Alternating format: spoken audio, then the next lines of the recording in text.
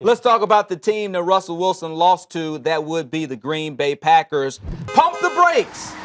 Dylan, are the Packers a legitimate playoff contender? They did beat the Seahawks. They're now 7-6 on the season. Green Bay has won 3 straight games. They're now 1 game out of the playoff picture, currently behind the Buccaneers, who sit at 8-5. So do we need to pump the brakes on this whole Packers possibly going to the playoffs, or full speed ahead? Oh, full speed ahead. I mean, look at the 3-game winning streak. They seem to have found their offense, that connection between Aaron Rodgers and multiple receivers, namely Jordy Nelson and Devontae Adams, looked great today. Threw a couple touchdown passes to Jordy.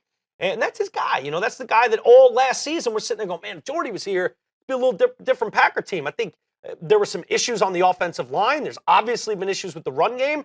They're starting to figure that out and catch a little bit of rhythm.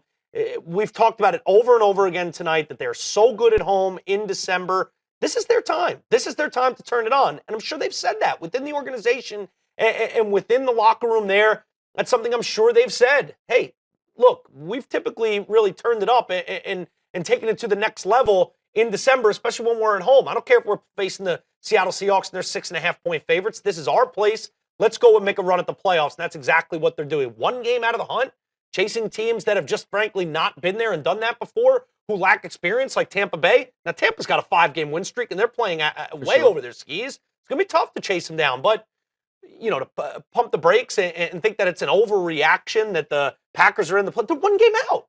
This game's left. Period. 3 games left. 3 games left. And when you look at the schedule, they have the Bears, they have the Lions, and they have the Vikings. So, you want to have the Lions if you're the Packers because you're playing great football. I know they are as well, but that's who you're chasing. You want to catch, have an ability to kind of leapfrog your main competition within the division. Vikings are reeling right now. I know the Bears made it close against Detroit today, but the Bears are a crap team. So there's no reason to think they can't sweep. They could go 3-0. Win the division, let alone like in the hunt, that in the hunt column we have. Okay. They're already in that column. Now, can they get a wild card or win this division?